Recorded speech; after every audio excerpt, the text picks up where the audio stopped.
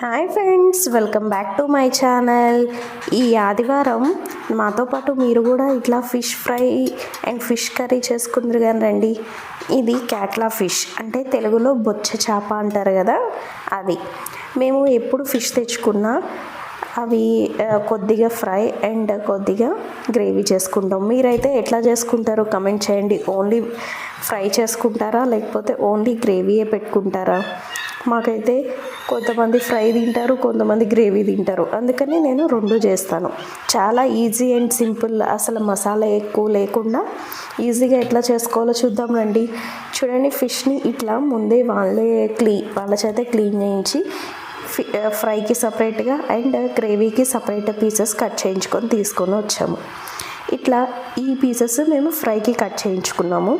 ఈ fry pieces అన్నీ ఒక ప్లేట్లోకి తీసేసుకొని మనకి ఫ్రైకి మసాలా పట్టించేసి మనం ఫ్రిడ్జ్లో ఒక 1 అవర్ పైన ఉంచితే ముక్కకి మసాలా అనేది బాగా పట్టేస్తుంది. అండ్ మనము తినేటప్పుడు ఫ్రై చేసుకుంటే చాలా టేస్టీగా ఉంటుంది. ఫిష్ అనేది ఎప్పుడైనా సరే మనము ఫ్రై అయినా లేకపోతే గ్రేవీ అయినా వండిన తర్వాత, గ్రేవీ అయితే వండిన తర్వాత 4 అవర్స్ నానితే టేస్ట్ బాగుంటుంది. ఫ్రైకి అయితే మసాలా పట్టించి ఒక 1 అవర్ లేదా 2 అవర్స్ ఫ్రిడ్జ్లో మ్యాగ్నెట్ అయితే టేస్ట్ అనేది చాలా బాగుంటుంది.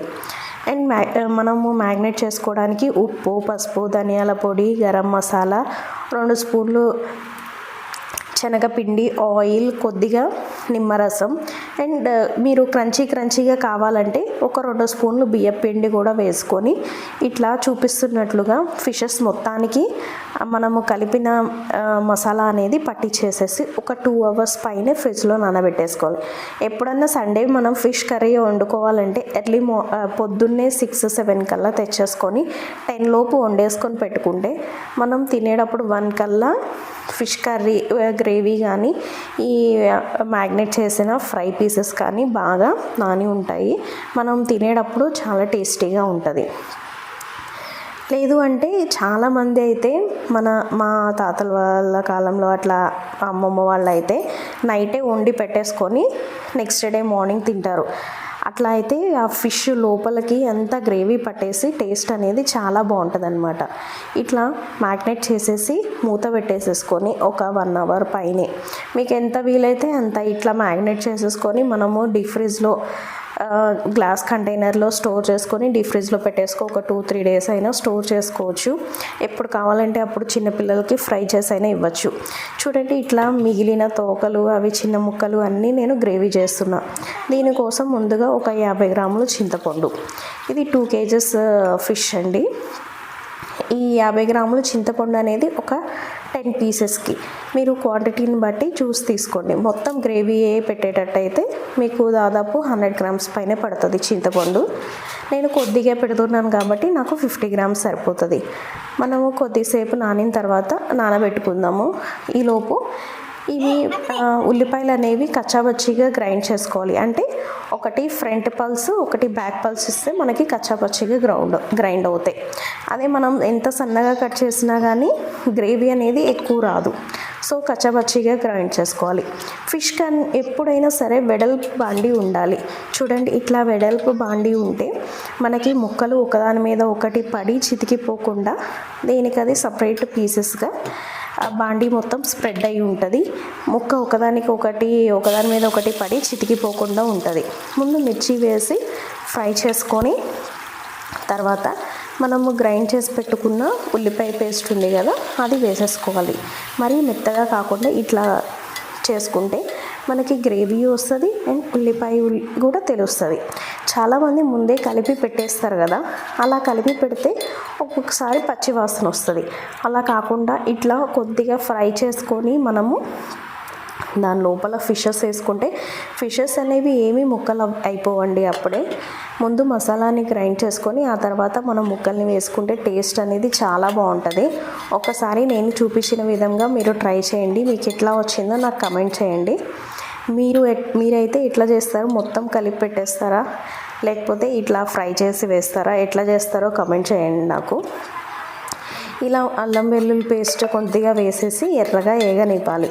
ఇలా ఏగితే ఏంటంటే పచ్చివాసన లేకుండా మసాలాలన్నీ ఏగుతాయి కాబట్టి తినడానికి కూడా చాలా టేస్టీగా ఉంటుంది.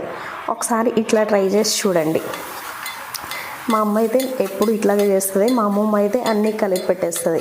నాకు ఈ టేస్ట్ అయితేనే ఇష్టం కాబట్టి నేను ఎప్పుడు ఇట్లాగే చేస్తాను. మీకు కూడా ఒకసారి చూపిద్దామని నేను వీడియో తీస్తున్నా, ఒకసారి ట్రై చేయండి. ఇట్లా మొత్తం వేగిన తర్వాత కొద్దిగా ఉప్పు, పసుపు, కారం వేసేసి అండ్ మనము ముందుగా నానబెట్టుకున్న చింతపండు ఉంది కదా, అది మనము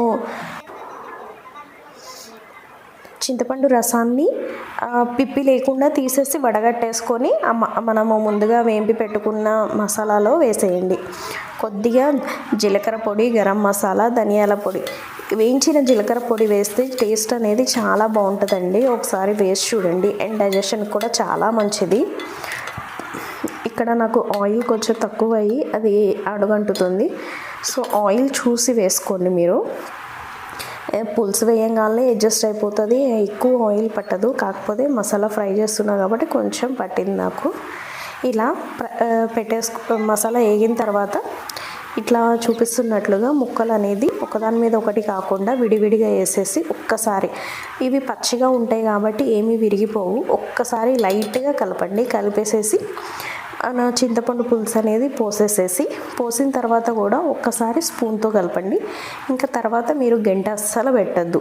గంట పెట్టకుండా గిన్నెతోని మనకి చేపల కూర తిప్పుతారు కదా, అట్లా తిప్పుతూ ఉంటే ముక్కలు అనేవి బాగా మగ్గిపోతాయి. మీడియం ఫ్లేమ్లోనే పెట్టి ఈ పులుసు అంతా దగ్గరకు వచ్చేలాగా మీరు ఎట్లాంటి కన్సిస్టెన్సీలో తింటారు, బాగా లూజ్గా తింటారా, తిక్కగా తింటారా, మీరు చూసుకొని దాన్ని బట్టి అట్లా అయ్యేటట్లు మీడియం ఫ్లేమ్లోనే పెట్టి మగ్గించుకోవాలి.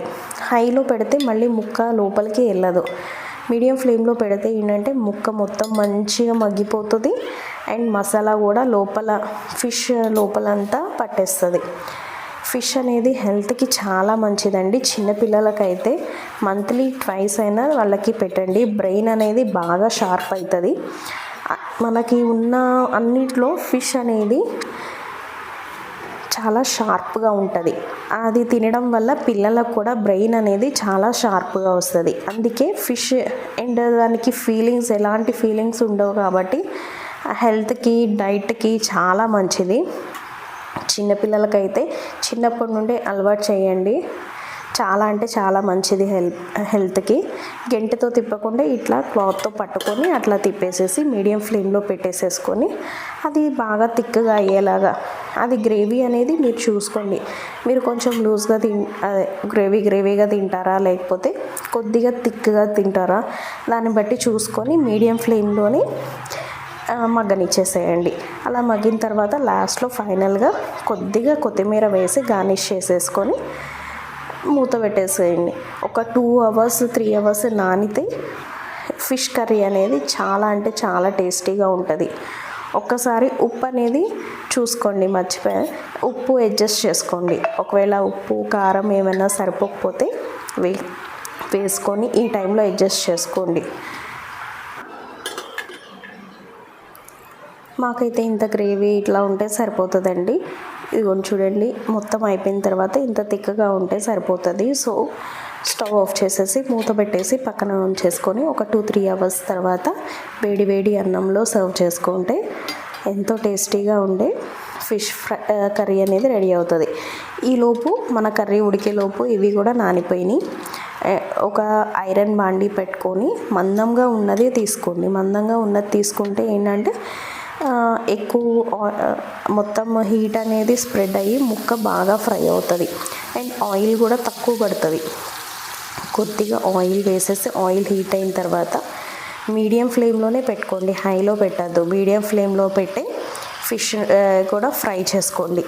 ఇలా నూనె బాగా కాగిన తర్వాత బాండీ సైజుని బట్టి మీకు ఎన్ని పీసెస్ పడితే అన్ని పీసెస్ వేసుకొని నిదానంగా మీడియం ఫ్లేమ్లో ఒక్క 10 మినిట్స్ అయితే అట్లా వదిలేసి 10 మినిట్స్ తర్వాత అటు ఇటు ఫ్లిప్ చేసుకొని రెడ్గా అయ్యేలాగా కాల్చుకోండి. మీకు క్రంచీగా కావాలంటే మీరు మ్యాగ్నేట్ చేసేటప్పుడు కొద్దిగా బియ్యం పిండి వేసుకొని కలుపుకుంటే మనకి కరకరలాడుతూ వస్తుంది. అంటే బయట కొనుక్కున్నట్లు వాళ్ళు ఫుడ్ కలర్ అండ్ బియ్యం పిండి యూజ్ చేస్తారు. దానివల్ల మనకి క్రంచీ ఫ్లేవర్ అనేది వస్తుంది. మీకు కావాలంటే యాడ్ చేసుకోవచ్చు.